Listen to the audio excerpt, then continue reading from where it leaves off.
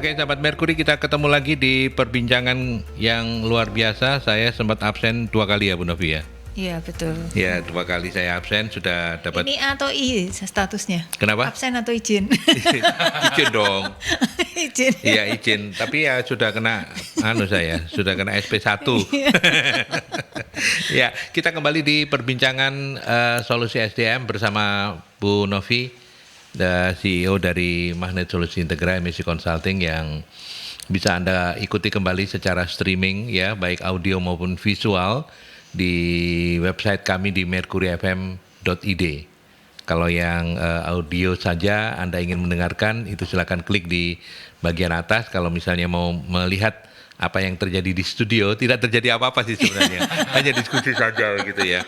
Tapi kalau Anda ingin menonton diskusi kami ini, silakan scroll mercuryfm.id, scroll agak ke bawah, nanti ketemu visual radio. Nah, di situ kami berada, maka itu kami dada-dada dulu sekarang ya. Moga silakan. Nah, terima kasih sudah bersama kami pagi hari ini, sahabat Merkuri. Dan Bu Novi, siapakah tamu kita? Ya, baik. Terima kasih Mas Aldi. Kita ketemu lagi. Tamu kita pagi ini adalah ini saya ini senior saya sih sebenarnya. Mau manggilnya Pak, tapi enaknya dipanggil Mas aja ya. Kita panggil Mas ya, biar awet muda ya. Mungkin lebih dekat ke mikrofon nanti ya, Mas Lukman ya. Tamu kita adalah Mas Luki Lukmanul Hakim, Dokter Andes Psi, MM Psikolog. Beliau adalah senior konsultan di PT Akselerasi Indonesia, Mas. Panggilannya Mas Luki ya? Iya Mas. Wah, ini Luki terus ini ya? Iya, Luki terus. Ya, kayak teman dekatnya dirimu ya. Luki terus gitu ya. Iya, tadi udah ngobrol. Ya, makanya. Ya. Oke, sehat ya Mas Luki? Iya. Cerita sedikit dong, PT Akselerasi Indonesia. Apa itu? Ya, kalau ditanya tentang Akselerasi Indonesia, sebetulnya kami juga ada perusahaan yang bergerak di bidang jasa konsultan ya, khususnya adalah di bidang pelatihan. Di bidang pelatihan dan coaching, itulah saya secara umum itu. Jadi kami memang lebih banyak melayani perusahaan-perusahaan khususnya untuk topik-topik tentang human resource juga. Saya kira ada banyak ini juga irisan juga dengan yang dikerjakan oleh MSI ya. Di MSI. Gitu kan. Saya kira itu mungkin baik. Kami juga lebih banyak di program in-house ketimbang publik gitu. Kalau ditanya programnya apa aja sih? Apa aja terserah yang diminta oleh klien. Apa aja ya? Iya. Palu gada ya? Palu gada. Apa lu butuh gua ada gitu ya. Iya. Oke. Dan hari ini menarik, Bu Novi, kita belajar, kita bukan bedah buku, tapi kita belajar dari apa yang ada di buku ya, betul ya? Jadi sebenarnya begini, kemarin tuh saya ngobrol gitu kan, terus kita mau bahas apa gitu kan biasanya kita membahas yang teknis gitu kan Mas, teknis yang technically di bidang HR-nya kayak gitu kan. Terus beliau ini kasih saran, gimana kalau ini kayak memberikan perintah gitu. Wah, tak pikir kok asik juga gitu ya. Jadi kebetulan lah, terus kemudian kemarin ketemu nih, seni memberikan perintah. Waktu saya browsing ternyata ada bukunya. Ada gitu bukunya loh, Mas, The Art of Command gitu.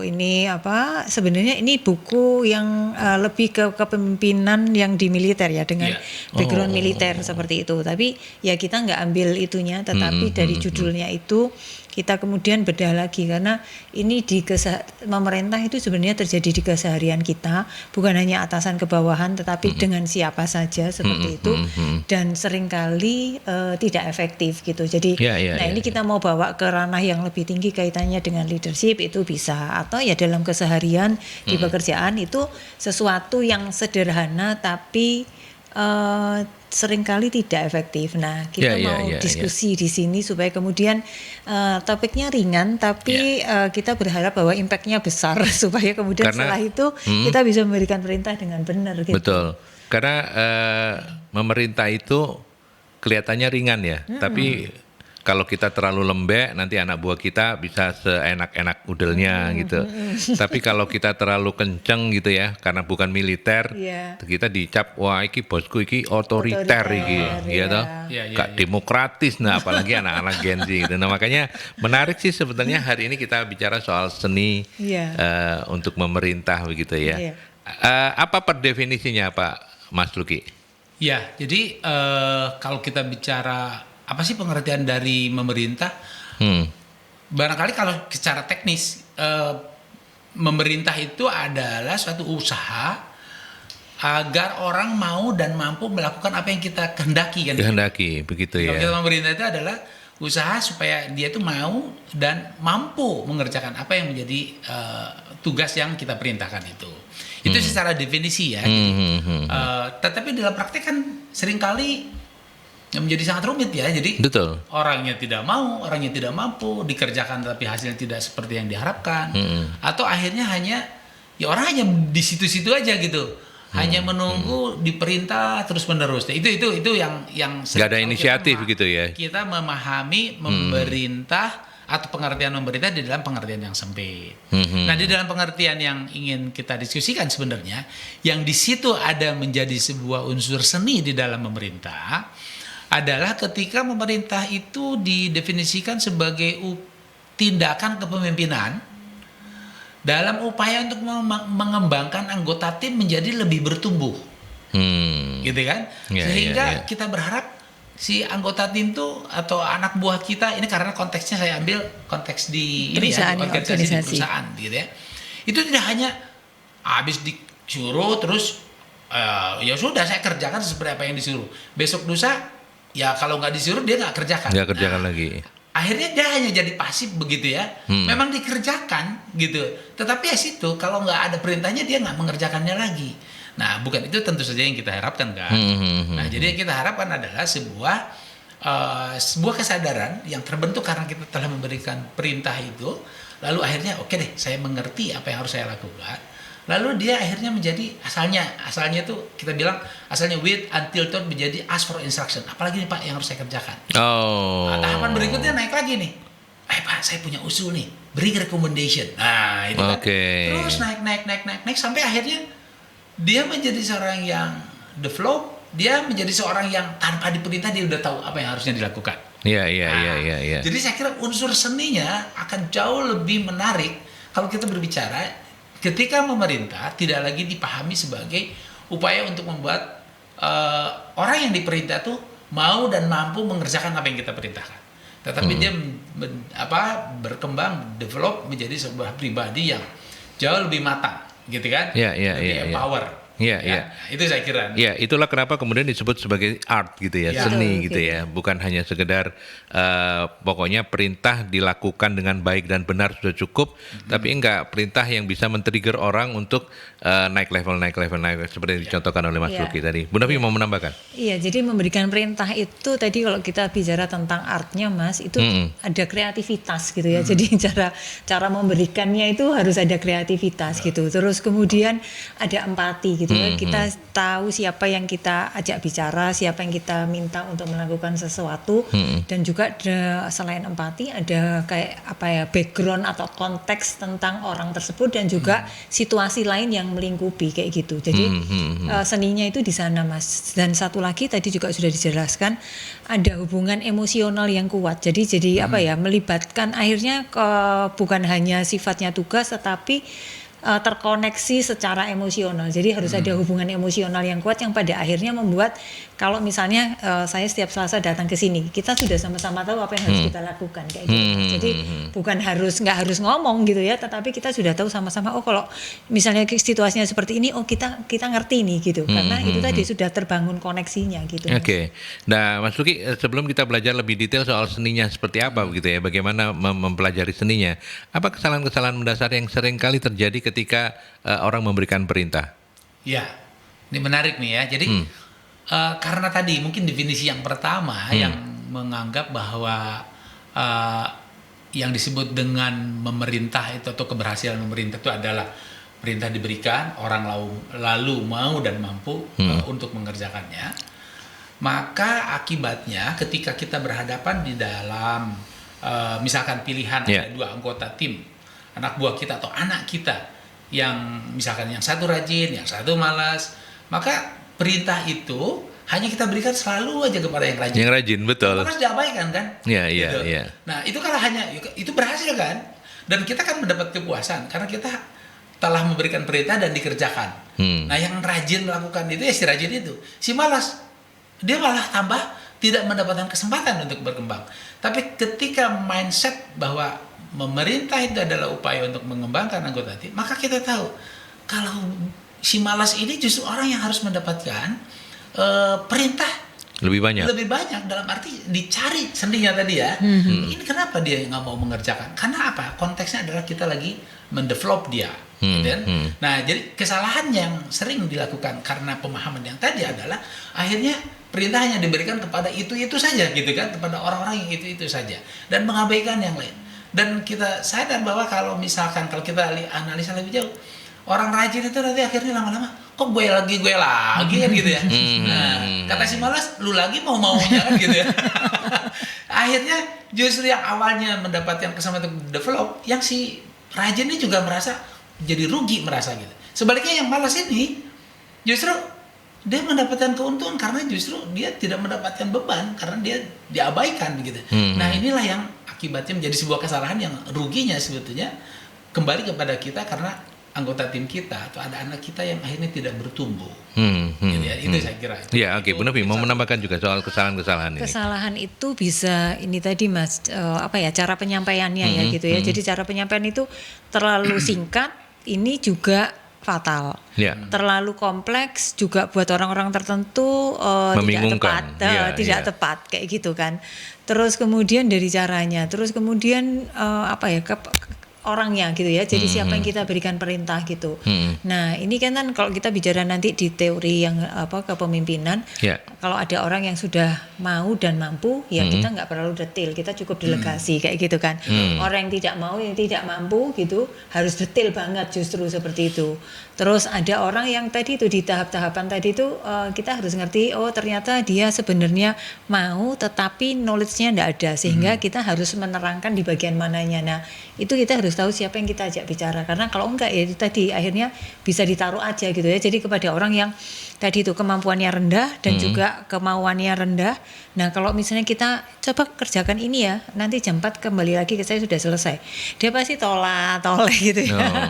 Nggak ngerti maksudnya tadi terlalu singkat tadi juga nggak baik gitu ya, terlalu singkat dan kita memberikan tidak memberikan cara atau support yang tepat kepada siapa orang kita berikan perintah Mas. Kayak gitu. Jadi milihnya orang juga nggak tepat kayak gitu kan.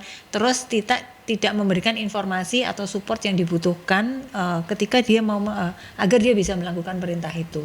Itu antara lain. Jadi kalau tadi ya orangnya, terus kemudian cara penyampaiannya.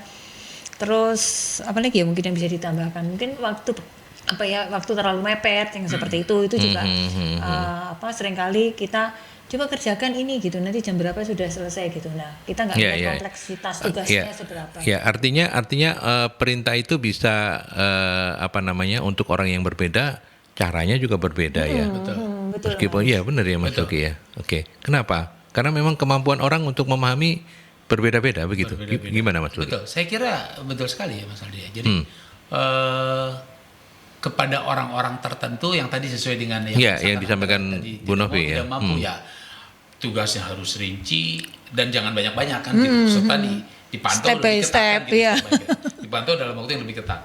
Tapi ketika dia sudah mulai muncul motivasi, kemauannya sudah berkembang, kita memanfaatkan kemauannya itu untuk memberikan ruang kepada dia. Tadi ada muncul kreativitas, muncul inisiatif-inisiatif yang kita, dan cara mantau kita menjadi lebih panjang. Lebih panjang. Kan? Jadi tidak.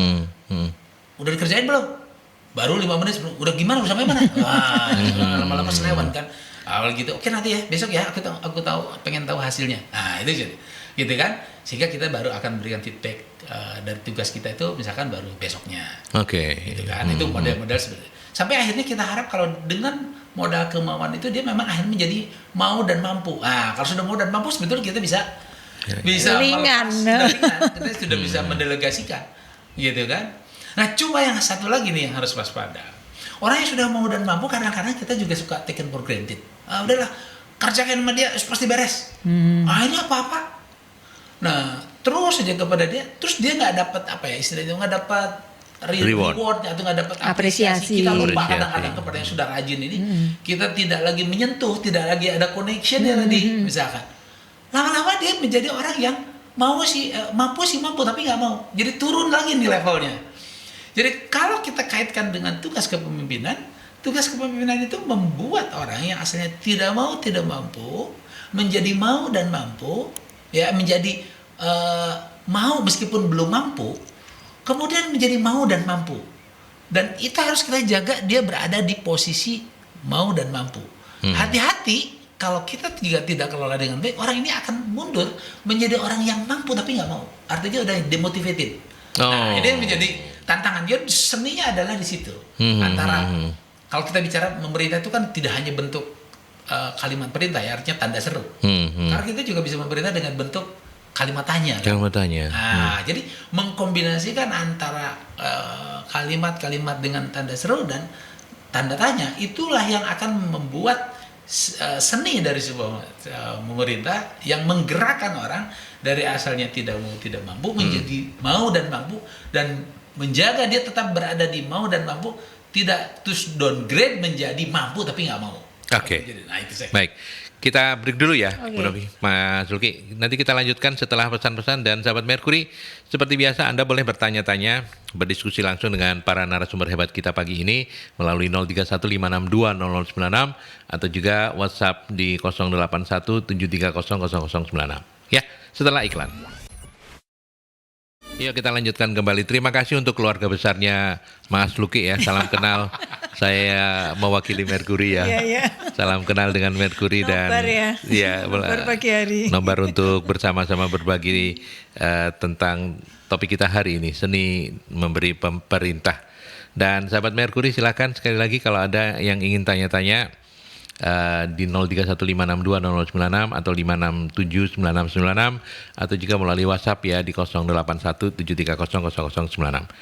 Tadi kita sudah bahas tentang pentingnya memerintah dan apa itu memerintah dan kenapa itu menjadi penting segala macamnya. Sekarang kita akan belajar lebih dalam lagi tentang apa saja yang harus dipersiapkan seorang pemimpin atau seorang yang berkuasa memberi perintah itu. Elemen apa saja Mas Luki yang harus diperhatikan? Ya, jadi ini sebenarnya saya coba indikan dulu ya, petakan dulu besarnya dulu. Ketika kita berbicara memberikan perintah, maka sebenarnya saya mengutip pendapatnya seorang psikolog, Virginia Satir. Nah, menurut Virginia Satir, sebenarnya ada 3 komponen di dalam komunikasi. Yang pertama adalah intention, niat baik, gitu kan? Niat baik, jadi intention dulu. Nah, ini intentionnya adanya di hati, jadi heart set, makanya kita katakan ini adalah heart set, setelan hatinya. Jadi apa sih yang menjadi intention kita ketika kita mau memberikan perintah? Adalah kita ingin bukan hanya semata-mata kita bahwa tugas kita yang kita deliver, yang kita perintah itu dijalankan, tetapi saya ingin mengembangkan dia. Ada niat baik dulu, gitu ya. Dan itu sangat terasa. Orang kalau misalkan dapat perintah, dia tuh sebenarnya mau enaknya sendiri atau dia tuh mau mau mengembangkan saya. Itu yang pertama, intention. Yang kedua adalah connection. Nah, tadi sudah disinggung oleh Bu Novi. Jadi penting sekali, bahkan jauh sebelum kita ada kepentingan untuk memberikan perintah kepada anggota tim kita atau kepada anak kita sudah membangun connection, hubungan baik, begitu ya. Kita biasa berkomunikasi, bertegur sapa, begitu ya, berbagi informasi apapun lah ya. Jadi kita sudah ada terbiasa, ada silaturahminya lah. Nah, inilah mindset kita. Karena apa? Karena kan semakin nyaman ya orang misalkan berkomunikasi dengan orang semakin bersedia kok mengikuti orang itu. Gitu kan? Nah, ini adanya connection, ada di dalam mindsetnya. Nah, yang ketiga, ini baru bicara teknik, bicara skill set atau bicara apa sih tahap-tahap seperti tadi Pak Aldi sampaikan ya. Apa sih yang harus kita lakukan pada saat memberikan perintah? Ya ada beberapa tahap memang. Kalau kita bicara, kita bedah lagi bagaimana cara memberi perintah, setidaknya mungkin ada beberapa ahli yang membagi itu ada di dalam 5 tahap. Gitu ya. Tahap persiapan misalkan. Kemudian apa sih yang harus dilakukan pada tahap persiapan? Ya diantaranya adalah kita mengerti apa yang akan kita perintahkan kepada orang itu. Kemudian mengapa kita perlu memerintah dia, gitu kan? Itu detailnya. Kemudian siapa yang kita perintah gitu? Mengapa, siapa? Kemudian bagaimana nanti akan kita sampaikan perintah itu, dan seberapa efektif dan bagaimana kira-kira hasil yang ingin kita dapatkan ketika perintah itu di-deliver. Itu di dalam tahapan persiapan. Ini bicara teknik ya. Ya. Kemudian yang kedua adalah tahapan penyampaiannya itu sendiri. Ya, kita bisa memilih ini kalau tugasnya kita harus perintahkan dengan tertulis, dengan lisan, atau dengan isyarat-isyarat tertentu kan gitu kan. Kita nggak mesti bawa perintah itu harus verbal kan. Kadang-kadang dengan jari tangan begini aja gitu. misalkan orang paham. Misalkan dengan begini, dengan dengan apapun lah ya, beberapa isyarat-isyarat yang non verbal itu juga kita bisa memberikan pesan-pesan tertentu misalkan itu teknik. Tapi kata kuncinya apapun medium yang kita pakai di dalam berkomunikasi atau di dalam memberikan perintah harus memenuhi kriteria jelas, tegas dan pantas. Nah ini ada kata ukuran lagi yang jadi harus pantas. Pantas terkait dengan siapa yang diperintah, apakah memang jenis perintah itu cocok dengan media apa, gitu kan? Dan apa kira-kira hal itu bisa diterima oleh yang bersangkutan dan sebagainya. Nah itu baru misalkan secara teknis adalah teknik penyampaian perintah. Kemudian kita perlu verifikasi, gitu kan? Ketika misalkan sebuah perintah, apalagi kalau perintah yang panjang tadi ya Bu Novi ya, ini orangnya misalkan masih belum terlalu mau dan mampu, masih setengah-setengah mau dan mampu, kita berikan perintah, maka kita harus pastikan.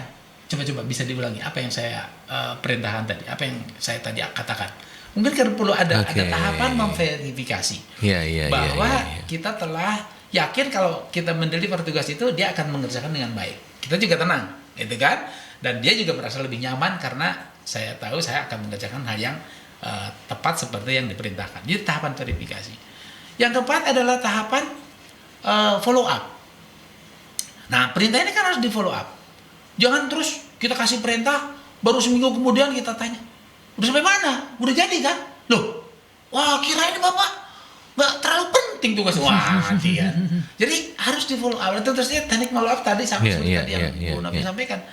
Sejauh mana kemampuan orang itu dan seberapa penting tugas itu. Nah itu kita misalkan, tapi jangan terlalu dekat juga. Kadang-kadang ada orang baru bergerak, baru 5 menit udah ditanya, udah sampai mana?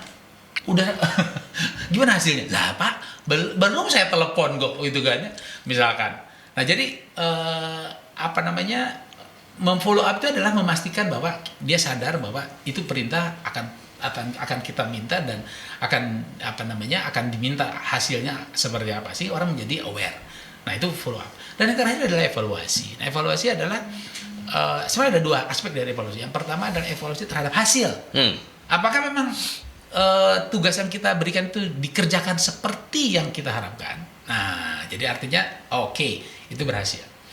Atau kalau misalnya tidak berhasil, kita juga bisa jadi evaluasi. Jangan-jangan tadi gue salah nih cara ngasih perintahnya, gitu kan?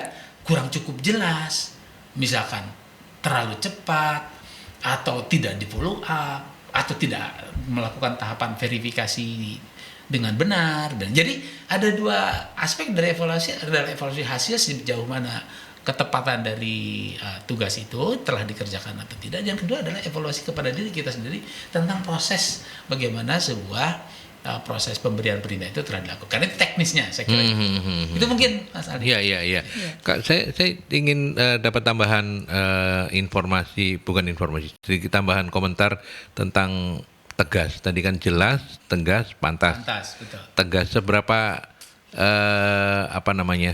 seberapa boleh orang tegas, karena tegas sama apalagi ini memerintah begitu ya. Pilihan-pilihan kata, intonasi itu kan juga sangat berpengaruh ya Mas Luki ya. Betul. Nah, ketegasan yang dibolehkan itu ketegasan yang seperti apa? Karena kalau bagi ini mungkin penting bagi pemimpin-pemimpin yang memang temperamennya rotok tinggi gitu ya. Jadi kan biasanya ngomong gitu biasa saja, bagi beberapa karyawan yang lembek itu, wih ngamuk rek gitulah. Tegasnya ini seperti apa? Karena ini seni, mungkin boleh nggak kami belajar soal tegasnya, seni tegas ini seperti apa Mas Luki? Iya. Jadi kalau bicara tegas, ini sekali lagi, apakah itu terkait dengan intonasi misalkan? Apakah itu terkait dengan verbal yang kita pakai? atau kata-kata yang kita pakai. Tapi sebetulnya pengertian tegas juga bisa ditampilkan dengan kalimatnya sebetulnya sangat halus. Tetapi ketika tadi tahapan follow up, misalkan, Mas udah sampai mana Mas, gitu kan? Besok bisa ini ya, aku lihat perkembangannya ya seperti apa ya. Itu tahu, oh iya ini benar-benar saya dituntut nih. Ini tegas, ini jelas sebagai sebuah perintah. Iya. Mengabaikan. Itu pengertian tegas itu bukan hanya sekedar dari sisi intonasi atau kata-kata yang kita pakai. Karena jangan lakukan sekarang, kan mesti begitu. Itu juga satu tegas ya. Yeah. Tapi dalam sisi yang lain, pengertian tegas adalah ketika kita memfollow up dengan benar. Ya, sebuah tugas yang kita berikan, maka itu akan terasa bagi yang bersangkutan. Oh ini saya nggak bisa main-main nih, ini memang benar-benar perintah. Ini memang saya nggak bisa, pasti saya kan akan diuber nih kalau. Oh ini tegas, ini sebuah perintah, bukan sekadar sekedar omong-omong yang kalau dikerjakan syukur, nggak dikerjakan nggak apa-apa. Dia udah melihat bahwa ini wajib gitu. Nah itu saya kira tegas bisa di situ. Bu Novi menambahkan soal elemen-elemen yang harus dipersiapkan. Jadi kalau elemen kan tadi sudah ini ya jelas, kemudian spesifik. Nah spesifik itu tadi sebenarnya juga salah satu cara untuk membuat batas ini menjadi tegas gitu kan. Jadi harus spesifik outputnya seperti apa, spesifik kapan harus selesainya, seperti itu, spesifik dilakukannya dengan cara apa gitu kan. Jangan hanya misalnya pokoknya kerjakan, ternyata dia pakai cara yang menjadi lebih lama selesainya gitu. Itu juga salah satu cara untuk memastikan ketegasan. Sama ini menurut saya juga penting ini background istilahnya mengapa dia harus mengerjakan. Karena begini Mas, perintah itu akan diabaikan jika si penerima perintah itu tidak merasa bahwa saya mendapatkan benefit dari apa yang diperintahkan. Artinya mereka akan bertanya what is it for me gitu loh. Jadi buat apa sih manfaatnya aku kalau aku ngerjain ini gitu. Nah, itu salah satu tadi elemen itu Mas gitu ya. Jadi itu harus kita ketika akan memberikan perintah, jadi memastikan tadi itu bahwa kita juga akan sebenarnya mengajarkan dia, membina dia, mengembangkan dia seperti itu gitu. Itu. Terus sama satu lagi untuk memastikan elemen dan juga untuk memastikan tadi ketegasan adalah kita ketika memberikan perintah itu juga memberikan otoritas dan tanggung jawab kepada dia. Artinya ini ya sudah jelas ya saya kasih ke kamu, artinya dia punya tanggung jawab untuk menyelesaikan sesuai dengan yang kita minta gitu Mas. Jadi jangan kemudian ditarik-tarik atau sebagian digandoli yang kayak gitu ya.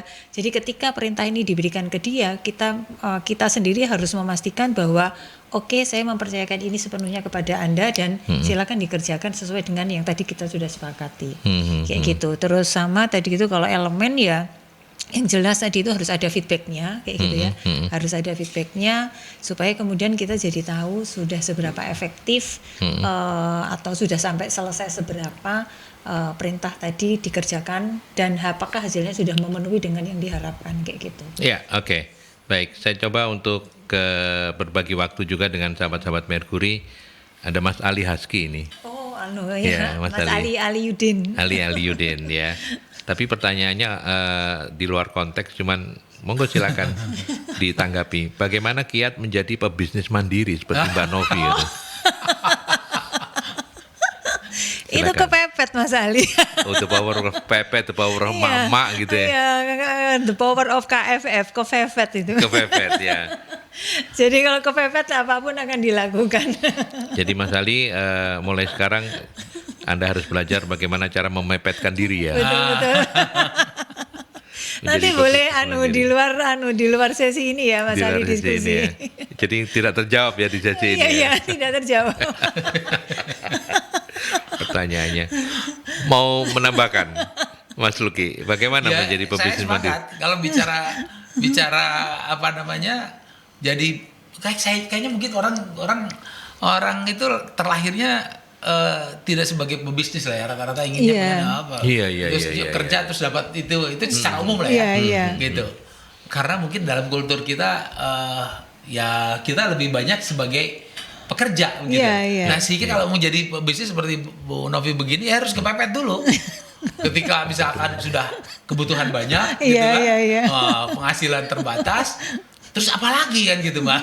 Iya. Iya. Oke, Harus itu. kepepet, saya kira setuju itu. Silakan Mas Ali cari pepet-pepetan ya.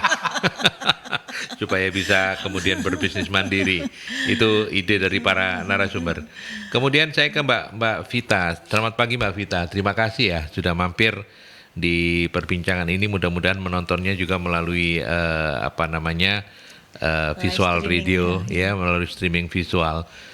Mbak Vita, bagaimana triknya memberi perintah ke karyawan yang kurang fokus dan sukanya cuma jalan-jalan bareng teman-teman sekantor supaya bisa jadi tim yang solid. Oh, ini mungkin ada yang nggak seneng jalan-jalan, lihat temennya jalan-jalan terus ya. Ini sumpek ya? Iya sumpek juga. Iya caranya solid melaku tok. Nah, tapi bukan tidak mungkin ini terjadi ya, Mas Duki ya. Monggo komentarnya silakan. Nah, ya ini menantang ini ya, jadi ya ini nggak niat kerja sebetulnya. Ya itu. Jadi kalau gampangannya gini kan, kalau tadi kita bagi 4 ya, ada orang mau mampu, ada orang yang tidak mampu, mau tapi tidak mampu, mampu tapi tidak mau, dan yang terakhir mau dan mampu. Nah, yang kita kembangkan karena orang yang mau dan mampu aja. Gitu kan. Yang ini diapain? Ya ini kadang-kadang dibinasakan. Udah tidak mau harus diapain lagi, ya sudah dibinasakan. Kadang-kadang kan kasarannya demikian. Nah inilah tantangannya buat kita di kepemimpinan adalah justru yang menarik itu adalah, atau yang sangat menantang adalah mengembangkan orang yang tidak mampu ini. Ya bagaimanapun memang karena bagi dia kadang-kadang dia itu tidak tahu apa yang harus dia lakukan, gitu ya. Jadi orang-orang yang tidak mampu kadang-kadang kalau ditarik lebih jauh, kenapa kamu tidak? Karena dia tidak tahu. Tidak tahu ya. Bisa jadi kita tidak cukup mengintrodusir, memastikan bahwa kamu berada di sini dan tugasmu adalah ini. Harus sampai istilahnya tuh tahapan pertama itu adalah penyadaran dulu. Bukan pemberian perintah gitu. Penyadaran. Memang kita melihat bahwa pemberian perintah menjadi salah satu cara untuk membuat orang menjadi sadar. Oh, saya kok diperintah-perintah begitu. Nah, kamu sekarang pegawai di sini. Kamu ada tim yang ada di tempat saya dan kamu harus berkontribusi dengan cara yang sudah ditetapkan gitu, bukan dengan cara yang mau sendiri. Nah, itu adalah tahapan pertama. Sehingga kita harus menyadarkan dia, gitu kan. Jalan-jalan boleh, bagian dari pekerjaan, tapi tugasmu itu apa? Nah, itu menyadarkan dulu itu. Nah, baru kalau dia sudah menjadi kesadaran bahwa saya di sini memang harus melakukan sesuatu dan saya dituntut untuk menghasilkan sesuatu, maka tahapan-tahapan tadi kita bicara bahwa dia harus mulai menguasai apa, tahapannya bagaimana. Jadi boleh dibilang gini, di dalam seni memberikan perintah itu kita tahu sebetulnya endingnya itu sebetulnya dia mampu melakukan tindakan apa. Nah, dalam konsep yang disebut istilahnya tuh dalam konsep behavioral modification, maka perilaku itu harus kita shaping, kita harus preteli dulu, gitu kan? Yeah. Di shaping, kalau orang NLP bilang di chunking down, gitu kan? Di preteli dulu. Misalkan orang begini, contoh sederhana, seorang karyawan bisa dituntut untuk hadir tepat waktu di tempat kerja, gitu kan? Berarti ukurannya apa? Hadir di tempat kerja misalkan 5 menit sebelum yang ditetapkan, yaitu berarti kalau jam 8 berarti jam 7.55. Maka kita harus bisa membantu dia bahwa kita harus bisa memastikan bahwa malam hari dia tidak tidur terlalu malam, gitu kan. Kemudian dia sudah harus bangun betul-betul misalkan paling lambat jam 5, ya. Lalu dia harus sudah siap dengan pakaian seragam yang sudah disiapkan sebelumnya. Lalu dia butuh apa lagi? Dia untuk sarapan. Maka perilaku-perilaku itu yang sebetulnya kita harus lakukan. Jadi memberikan perintah itu adalah bagian dari membantu orang mengikuti tahapan kecil-kecil, itu namanya shaping kalau di dalam pembentukan perilaku. Jadi jangan sampai contoh kalau misalkan di sekolah ya, misalkan anak yang disuruh untuk menghafal teks pembukaan undang-undang. Itu kan panjang tuh. Itu pembukaan. Begitu dia tidak bisa, dihukum. Berhukumannya apa? Suruh berdiri, angkat kakinya, ya. Terus misalkan disuruh tutup telinga, terus angkat ya, berdiri di pojokan kelas misalkan gitu. Itu perilaku itu, tindakan itu, apakah setelah itu lalu dia menjadi apa? Enggak. Kan? Betul. Maka seharusnya apa tindakan untuk dia mampu melakukan tadi ya, menghafal undang-undang. Undang-undang dasar. Kita baca, kamu sekarang hafalkan dulu paragraf 1. Ulangi, bolak-balik kita bicarakan di paragraf 1 hafalkan. Selesai hafal paragraf 1, sekarang lanjut paragraf 2. Ya, dihukum dengan cara itu tadi. Kalau kita bicara hukum, membaca paragraf 2. Gabung paragraf 1, paragraf 2. Paragraf 3, gabung. Nah, perilaku-perilaku yang kita berikan atau perintah-perintah yang kita berikan, itu adalah bagian yang akan membangun, akan membentuk sebuah perilaku baru. Dia menjadi hafal pembukaan undang-undang. Jadi demikian juga semua perilaku apapun. Orang suruh bangun pagi, tapi dia tidak dilatih bagaimana cara tidur lebih awal. Yang membuat tidur menjadi larut apa? Dia megang HP. Misalkan ya, dia pasti tidurnya jadi larut. Atau dia misalkan ada terlalu banyak aktivitas, lampunya terlalu terang. Kita kondisi. Ada satu lagi, jadi jokinya game online. Itu baru kapan hari saya ketemu anak. Karena itu malam-malam memang. Pasti malam-malam ya. Jadi dia tidurnya malam karena jadi joginya judi online, game online. Game online. Ya itu. Jadi kita Bu Novi menemui dia kepingin jadi joki juga. Iya. Jangan loh, ada satgas penindakannya loh, bahaya loh, jangan loh ya. Kita ke iklan dulu ya. Iya, oke. Ya, saya harus menolak tawaran terakhir Bu Novi, tapi saya nggak bisa ngomong di sini, nanti saya ditindak nanti. Baik, kita lanjutkan kembali. Bu Novi sekarang menjawab, menambahkan untuk ini, apa namanya? Pertanyaan dari Mbak Vita tadi. Iya, oke. Oke, jadi tadi kan ceritanya tidak mau. Oh sorry, saya tambahkan gini aja. Tadi kan Mas Luki udah menyampaikan, ini kalau yang nggak mampu nggak mau ya wis dibinasakan aja. Nah bagaimana kalau sekarang sebenarnya dia mampu, tapi tidak mau, kategorinya nggak mau angel-angel lah, nggak mau kerja keras lah. Nah temennya yang nggak suka jalan-jalan dan pengen kerja keras ini kan ya jengkel gitu. Ya ini saya fokus supaya tadi yang jalan-jalan mau kerja gitu kan, bukan yang tadi bete karena temannya jalan-jalan. Iya bukan. Ya jadi saya fokus ke supaya yang tadi jalan-jalan mau jadi kerja gitu kan, seperti permintaannya tadi, pertanyaannya tadi. Jadi harus tahu dulu ini kenapa dia seperti itu gitu ya Mas. Saya yakin kalau di perusahaan itu ada target yang harus dicapai oleh si yang bersangkutan gitu. Jadi nggak akan jalan-jalan terus gitu ya. Jalan-jalan. Artinya dia mau jalan-jalan, pokoknya KPI-nya tercapai ya sudah kan gitu Mas. Seperti itu. Jadi terserah dia mau jalan-jalan, tapi yang itu tadi yang penting KPI-nya tercapai. Dan kemudian apakah dengan dia lalai tidak mengerjakan itu juga mengganggu tim yang lain. Kalau itu sampai mengganggu kinerja tim yang lain, maka ya ini atasannya harus harus menindak gitu. Menindak artinya apa?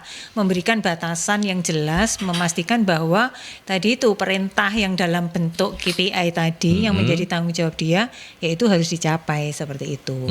Gitu. Jadi yang penting tadi juga sudah disampaikan konteksnya mengapanya dia tidak mau melakukan, itu yang harus kita tahu Mas. Jangan-jangan dia tadi itu tidak tahu ukurannya, tidak tahu bahwa itu jadi tugasnya dia seperti itu. Nah kalau itu kan berarti fatal gitu kan. Kalau dia ada di kelompok ini kan bukan sedang kerja bakti ya, yang siapa dengan kerelaan hati mau terlibat, terus kemudian yang lain jalan-jalan kan bencekno ya kayak gitu ya. Iya, coba dilihat dulu Mbak Vita, ini sebabnya karena apa kayak gitu. Jangan-jangan ya tadi itu nggak jelas bahwa apa yang diharapkan dari dia kayak gitu. Oke. Ini ada lagi, selamat pagi Bu Novi, Pak Luki, saya Mbak Wardah Fufa, BUFA. Oh itu yang tadi ngirim foto tadi Mas, yang meng-capture. Kantornya di Gresik Pak. Kantornya di Gresik ya. Nah pertanyaannya, gimana cara memberi perintah kepada bawahan ketika bawahan tersebut tidak suka dengan pimpinannya? Mau gue masukin dulu. Orang kalau udah suka itu mbok dikandani apa yang ngengkel loh, ngeyel gitu. Iya, ini pertanyaan yang menarik nih Mbak Wardah nih. Ketemu lagi kita di ini ya, di radio nih Mbak. Di radio. Oke. Jadi kalau misalkan karena tadi kita udah bilang ya Pak, bahwa bicara memberi perintah itu tidak lagi semata-mata urusan teknis. Ya. Urusannya adalah menyangkut intention dan connection, baru teknik. Jadi teknik itu salah satu. Ya. Jadi kalau misalkan dia tidak suka, ya ini kan ada problem di dalam connection kan gitu ya. Artinya kan tadi bilang heart set, mindset dan skill set. Nah ini kan harus dibangun memang bagaimana rasa suka itu harus terjadi, gitu kan? Rasa suka itu harus terjadi. Dan kalau misalkan bagaimana ketika dia tidak suka, ya pasti orang akan mengerjakan dengan berat. Akhirnya orang bekerja dengan minimalis lah. Dia tidak develop dari misalkan tadi ya, dari wait for until to ask for instruction. Dia terus akan berada di situ aja. Apalagi sampai bring recommendation, nggak akan develop begitu ya. Dia hanya akan ya kalau diperintah itu ya saya kerjakan. Ya begitu nggak diperintah ya dia nggak dikerjakan. Itu kalau nggak suka. Nah itu dari sisi dari sisi kita ya, kita misalnya melihat gejala seperti itu, makanya harus dibangun rasa suka itu. Problemnya adalah dari yang bersangkutan nih. Ini sekarang kalau dilihat dari sisi penerima tugasnya ya, penerima perintahnya, ketika dia tidak suka dengan atasan, maka sadari bahwa sebagai pegawai atau sebagai karyawan di sebuah organisasi, Anda pilihannya adalah tetap berada di situ atau keluar dari situ, kan gitu ya. Ya kalau memang Anda betul-betul tidak suka dan tetap harus melaksanakan, makanya pasti kan berat sekali. Pilihannya adalah tetap berada di situ atau keluar dari situ, gitu kan.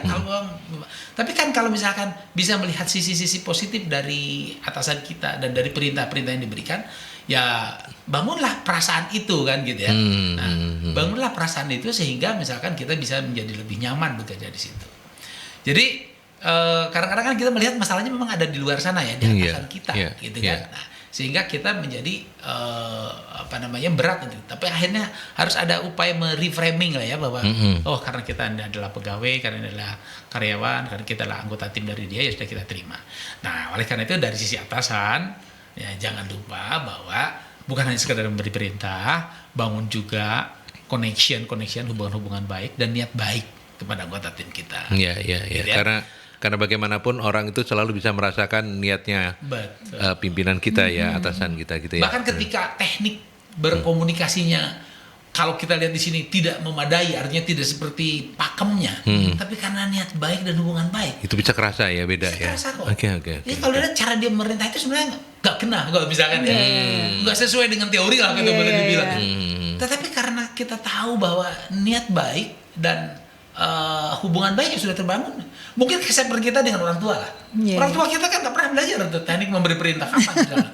Tapi kenapa kita tuh masih tetap aja begitu engage dengan orang tua? Karena kita tahu bahwa orang tua kita punya niat baik dan dia selalu membangun hubungan baik. Meskipun perintah-perintah itu diberikan dengan cara yang mungkin tidak terlalu baik, tapi karena kita tetap menjadi engage di situ. Nah itu jadi saya kira itu dari sisi atasan. Kalau dari sisi bawahan tadi, kita harus. Iya. Kalau saya sih sebagai bagian dari individu yang ada di dalam organisasi, maka ya kita sebenarnya terikat dengan kontraknya itu adalah dengan KPI-nya kita. Betul. Bukan hanya dengan orang tertentu atau yang mungkin dalam hal ini diwakili oleh atasan gitu ya. Jadi kalau tadi dari sisi bawahan, saya rasa itu tadi yang sudah dijelaskan oleh Mas Luki. Nah, kalau sudah seperti itu, kita sebagai orang di luar nih, misalnya kita tadi Bu Wardah tadi sebagai HR gitu, tahu situasinya seperti itu, maka bisa membantu untuk memberikan perspektif kedua belah pihak dengan cara kita gitu ya. Jadi kepada yang bawahan tadi disadarkan bagaimana dia menerima perintah gitu, meskipun mungkin caranya ndak disukai, tetapi sebenarnya ya secara ini stylenya memang dia seperti itu gitu ya, pahami aja, karena sebenarnya hanya caranya ngomong kayak gitu kan, hanya caranya ngomong, bukan karena dia sebenarnya marah atau dia nggak suka sama kita gitu. Terus ya itu tadi, kalau misalnya dari sisi atasan yang sudah karena keterbatasan stylenya dia yang seperti itu dan dia susah untuk merubah seperti itu, nah maka dia bisa pakai pakai cara orang lain gitu, pakai orang lain sebagai salah satu cara untuk memastikan bahwa itu tadi dapat direalisasi. Kalau misalnya mungkin sudah benar-benar nggak klik lagi ya, terus tapi sebenarnya kita butuh orang ini gitu ya, kita sebagai atasan kita butuh, tetapi kita tahu bahwa dia nggak terlalu dengerin kita gitu ya. Kalau misalnya ini dia bisa jadi terang-terangan akan menolak dan sebagainya, kita bisa pakai cara orang lain gitu Mas, cara orang lain yang kalau kita sebagai atasan, meskipun sebenarnya kita punya authority besar untuk lakukan ini atau tidak gitu kan tadi disampaikan gitu, lakukan ini atau tidak. Tapi kalau kita mau sadar bahwa itu ada benteng yang nanti pelan-pelan kita harap bisa kikis, maka kita bisa minta orang lain untuk membantu menyampaikan, dan itu tadi sisi yang lainnya juga memberikan pemahaman kepada yang bersangkutan bahwa dia adalah bagian dari organisasi. Jadi mau nggak mau, suka nggak suka ya dia harus kerjakan. Nggak ada masalah yang sifatnya mungkin personal gitu ya. Jadi personal itu sebenarnya mungkin persepsi dia saja gitu kan. Seperti itu. Ya. Oke. Baik.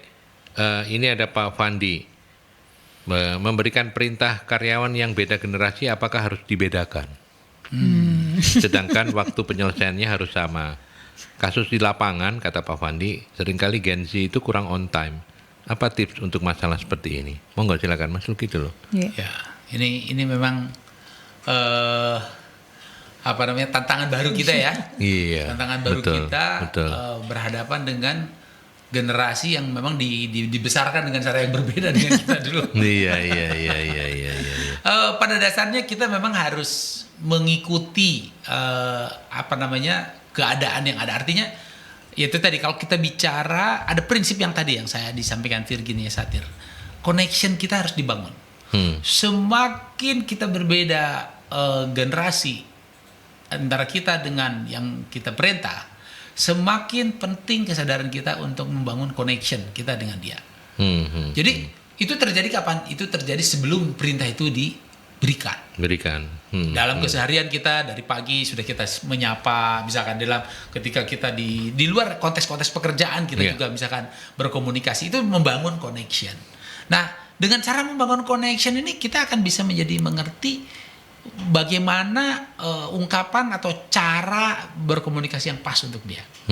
Meskipun ada beberapa pakem ya, jadi kita misalkan bahwa tugas itu harus jelas, ukurannya, tahu nanti misalkan kapan harus selesainya, hasil akhirnya seperti apa, seperti ada yang di dalam KPI ya tadi disinggung-singgung oleh Bu Novi beberapa kali. Ya itu memang menjadi satu ukuran, tapi proses delivery dari tugas itu memang menjadi sebuah tantangan tersendiri, mengkombinasikan antara misalkan kalimat tanya dan kalimat perintah itu menjadi sebuah tindakan yang harus kita lakukan secara berganti-ganti. Tidak terus-terus bertanya, tetapi juga tidak pernah ada pengarahan, begitu ya. Ada kalimat seru itu kan lebih banyak direction, mengarahkan. Tidak terus juga mengarahkan, karena juga kita tahu bahwa mereka juga bisa belajar dari sumber yang lain, begitu ya, atau memahami dengan caranya sendiri. Dan tentu saja akhirnya kita juga perlu toleransi. Ada beberapa hasil dari pekerjaan yang menurut kita stepnya adalah 1, 2, 3, 4. Bagi dia enggak, untuk sampai ke tahap itu nggak harus pakai 1, 2, 3, 4. Bisa 4, 3, 2, 1 misalkan ya. Jadi repot juga urut-urutnya. Karena mereka mungkin punya cara. Ngapain masih susah-susah? Buka aja di Google. Ngapain susah-susah? Ada AI kok. Gitu kan, sudah AI kayak gitu, udah hasil. Gitu kan? Nah, kita juga perlu toleransi kan gitu. Jadi, ada beberapa cara. Sehingga dengan demikian ada ruang bagi yang bersangkutan makanya ada penting di sini tadi ya, kejelasan dari perintahnya dan verifikasi hasil akhirnya gimana nih kira-kira. Apa yang disepakati. Jadi kita lebih banyak menurut saya pada Gen Z itu adalah kontrak dari hasil akhir. Aku maunya gini, coba kamu pahami gimana, menurut kamu gimana. Jadi benar-benar kita bicara di diskusi itu di ujungnya dulu. Akhirnya itu kira-kira sebenarnya endingnya adalah seperti ini. Gimana cara mencapai itu? Libatkan dia di dalam proses untuk mencapainya itu. Jadi tidak kita yang sepenuhnya mengarahkan, karena belum tahu, bisa jadi apa yang kita sarankan itu tidak sama dengan cara mereka menghasilkan tugas akhir itu. Gitu. Nah, jadi saya kira itu di situ. Iya. Oke. Bu Novi mau menambahkan? Kalau saya sih menambahkan dari yang sudah disampaikan adalah ini tadi kita akan ketika sudah tahu ya bahwa seringkali molor gitu ya. Jadi salah satu komitmen awal yang kita sampaikan ke dia adalah berikan saya secara bertahap ya gitu. Jadi supaya kemudian kita jadi tahu progresnya gitu. Kan misalnya dari 0 sampai 100 gitu. Dengan diberikan kesepakatan bahwa dia akan menyampaikan secara bertahap, kita jadi tahu sebenarnya sudah seberapa progresnya. Enggak tiba-tiba kita berharap sudah 90% ternyata baru 50% kan kayak gitu. Masih jauh banget kayak gitu. Jadi dengan memberikan tadi itu kesepakatan di awal, tolong berikan ke saya progresnya secara bertahap dan nanti saya akan memberikan feedbacknya karena itu yang akan membuat dia jadi jadi tahu bahwa oh ya ini sudah selesai atau belum, oh ini sudah selesai sampai segini kayak gitu. Karena kadang ini Mas, kalau kita nggak ngerti mengerjakan kalau tadi dengan caranya sendiri bisa jadi dengan persepsinya dia, tetapi sebenarnya nggak sama dengan yang kita harapkan gitu. Jadi ketika salah itu salahnya nggak terlalu jauh supaya kemudian sempat diarahkan sehingga ketika sudah mendekati yang kita harapkan 100 itu paling nggak jalannya itu sudah sesuai dan kemudian seperti yang kita harapkan. Template misalnya bikin laporan gitu, template laporannya harus sudah seperti ini, terus kemudian bentuknya seperti ini, analisanya harus seperti apa. Nah yang seperti itu Mas. Ya. Oke. Sayang sih waktu kita terbatas ya. Mungkin pertanyaan terakhirnya saya langsung saja lompat ke soal seni memberi perintah ini dikaitkan dengan perkembangan teknologi yang itu otomatis membawa perubahan-perubahan dalam budaya kerja. Apalagi anak-anak Gen Z yang tadi kata Mas Luki dibesarkan tidak sama persis dengan ya zaman kita dulu. Nah itu kan ada setiap orang ada zamannya, setiap zaman ada orangnya katanya gitu kan. Nah apa yang kemudian mesti diperhatikan Mas Luki dari seni memberi perintah ini kalau dikaitkan dengan perkembangan teknologi dan perkembangan zaman tadi itu? Ya, saya kira karena kan kalau kita bicara ya tadi ya di dalam delivery perintah itu kan ada 3 channel ya, channel verbal gitu kan. Kemudian artinya memang kita memberikan secara lisan. Sekarang ada channel teknologi melalui WA, email kayak begitu ya. Jadi channel tertulis, tetapi ya melalui itu jadi mediumnya. Dan yang ketiga adalah ya yang non verbal, gitu kan. Nah, ketika misalkan dengan Gen Z, dengan orang apalagi kita punya sekarang ada kecenderungan orang itu kan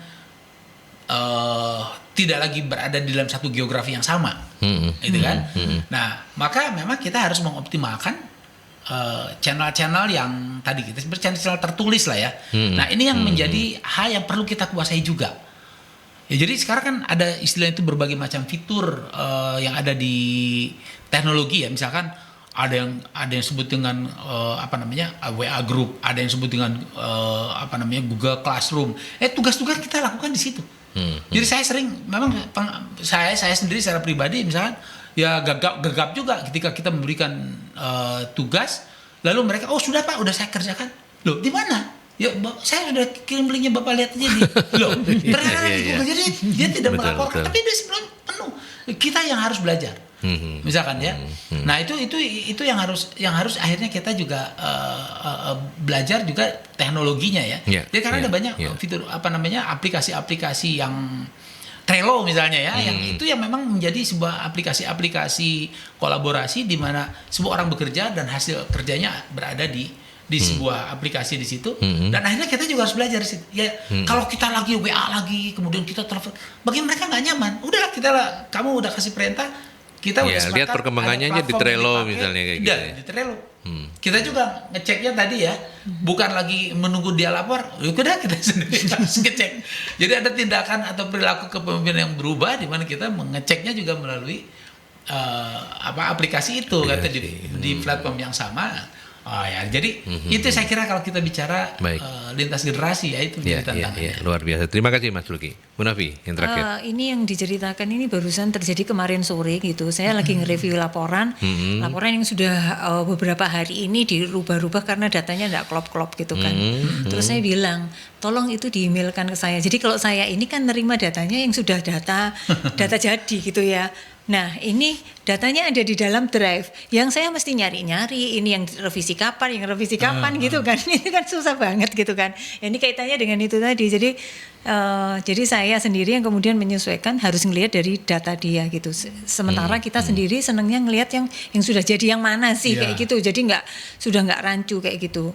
Nah, kalau kaitannya dengan masa depan itu tadi namanya masa depan di mana nanti teknologi akan lebih berperan, kecerdasan intelektual kecerdasan buatannya itu juga makin makin marak. maka ya itu tadi bentuknya itu mungkin lebih ke kolaborasi ya gitu ya. Jadi instruksi-instruksi itu sebenarnya ya karena di situ semuanya ada, cuman mungkin menjadi lebih jelas mungkin penataannya gitu ya, struktur dari file-file yang ada di dalamnya yang kayak gitu yang membuat kita ini bisa memahami keseluruhan konteks. Misalnya kita sedang dalam satu proyek yang sama gitu. Jadi misalnya foldernya ini apa kertas kerja yang dibutuhkan atau informasi data utama kayak gitu. Jadi itu komunikasinya adalah ya itu tadi saya lebih ke komunikasi supaya kemudian kita jadi tahu kalau cari data-data pendukungnya ada di sini. Kalau cari yang draft ada di sini, yang report yang yang semifinal, yang final atau yang apalah itu mungkin filingnya lebih tertata supaya kemudian tadi itu instruksinya bukan lagi instruksi yang mungkin secara verbal gitu, tetapi sudah lebih kepada ini tadi apa yang ada di dalam fitur aplikasi kolaborasi yang kita ciptakan bersama. Ya. Gitu, Oke, baik. Kita tutup dengan agenda-agendanya MSI, Bu Novi sudah dikirim sama Kevin sudah untuk ini ya. Yang terdekat ada apa ini? Yang MSI? terdekat kita ini ada nanti di 13 Juli, jadi hari Sabtu besok ini pelatihan dan sertifikasi public speaking, ini yang BNSP, dan 27 Juli nanti pelatihan dan sertifikasi sekretaris juga BNSP, Mas. Nanti yang Agustus September akan buka lagi beberapa kelas ya. Oke, baik. Terima kasih banyak sekali lagi untuk sudah berkenan hadir ya, Mas Luki. Lukmanul Hakim, Senior Consultant di PT Akselerasi Indonesia. Sukses terus Mas Luki, sehat-sehat. Terima kasih, amin. Salam buat keluarga yang sudah nobar hari ini. Kapan-kapan kita nobar lagi ya. Senang mendengar itu. Matur nuwun. Ya, Bu Novi terima kasih banyak. Kita ketemu lagi minggu depan ya. Oke, baik. Dan sahabat Merkuri, semuanya saja terima kasih sudah mampir di perbincangan solusi SDM. Saya mewakili para narasumber pamit, gitu ketemu lagi di jam dan hari yang sama minggu depan. Sampai jumpa.